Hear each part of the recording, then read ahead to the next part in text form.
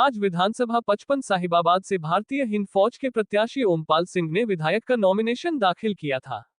पर आज भारतीय हिंद फौज ने अपनी कार्यकारिणी की मीटिंग कर कल जो मुख्यमंत्री योगी आदित्यनाथ जी की गाजियाबाद यात्रा हुई उस पर यह फैसला किया कि अब वह साहिबाबाद विधानसभा से आगे की चुनाव की कोई भी कार्यवाही नहीं करेंगे और मुख्यमंत्री योगी आदित्यनाथ जी को पूर्ण रूप से समर्थन करेंगे और आज अपनी चुनावी कार्रवाई को रुकते हुए अपना और अपनी पार्टी का समर्थन मुख्यमंत्री योगी आदित्यनाथ को करने की घोषणा की। वही भारतीय हिंद फौज के राष्ट्रीय अध्यक्ष संजीव सक्सेना ने और ओमपाल सिंह ने हमारे चैनल से विशेष बातचीत की और बताया कि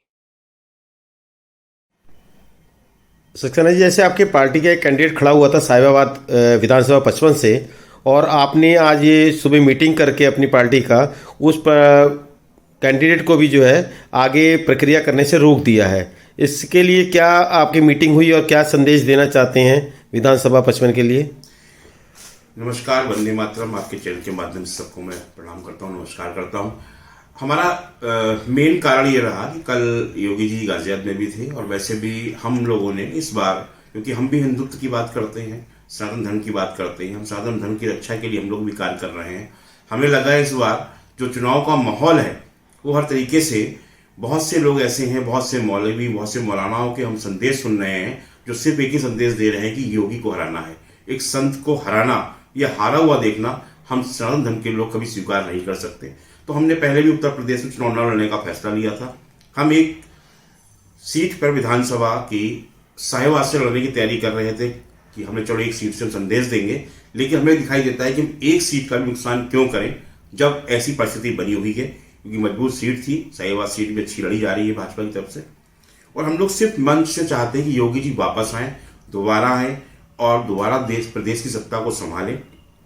और प्रदेश के अंदर जो भी पहले रहा है कि योगी जी का शासनकाल बहुत अच्छा रहा। एक भी यहाँ पर देखा होगा आप लोगों ने कि हम सब जानते हैं, पत्रकार बंधु आप सब लोग जानते हैं कि कभी भी उत्तर प्रदेश के अंदर 5 सालों में एक भी कहीं दंगा नहीं हुआ, कहीं किसी को परेशानी नहीं हुई।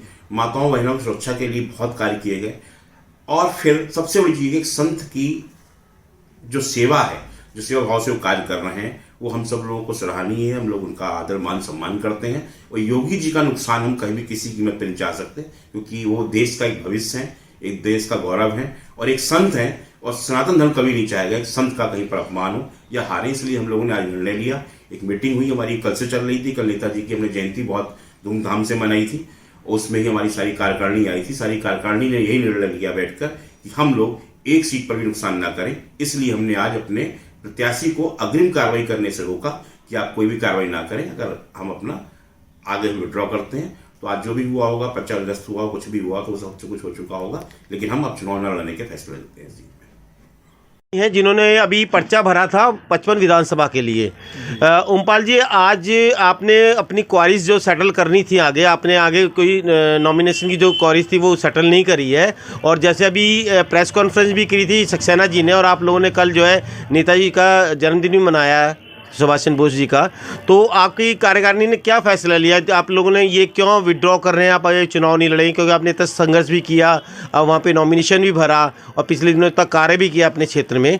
किस वजह से जो है आप आगे ये चुनावी कार्रवाई नहीं कर रहे हैं और योगी जी के साथ जाने की बात कर रहे हैं?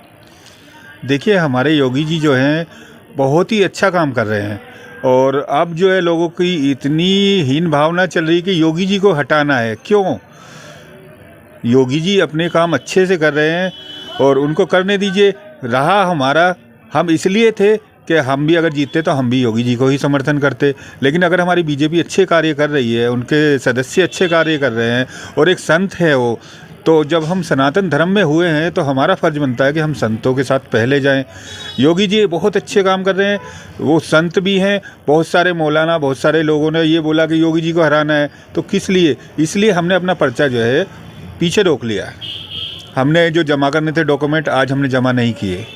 आपकी कार्यकारिणी ने कुछ फैसले और किए हैं, जैसे आपका दूसरे सक्सेना जी लड़ रहे हैं रामपुर से, तो उनका भी समर्थन करने का किया है। देखिए, जो भी है उधर जो है आपका आजम खां के अगेंस्ट खड़े हुए हैं सक्सेना जी, और हमारी जो पार्टी है भारतीय हिंद फौज, वो उनको सपोर्ट करेगी पूरी। हम जो है कभी भी अपने संत को हराना नहीं चाहेंगे। तो जैसा आप देख रहे हैं, संत को हराना नहीं चाहेंगे, तो एक हिंदुत्व की भावना भी है, और जो एक अभी सक्सेना जी ने भी कहा था कि एक सुरक्षा की भावना, चाहे वो स्त्रियों को लेके हो चाहे और किसी चीज़ से हो, तो इसका मतलब आने के लिए चुनाव में जो कार्य हो रहा है उसके लिए भारतीय हिंद फौज किसी न किसी तरह से बीजेपी को सपोर्ट करने के लिए पूरी तरह से समर्थ है।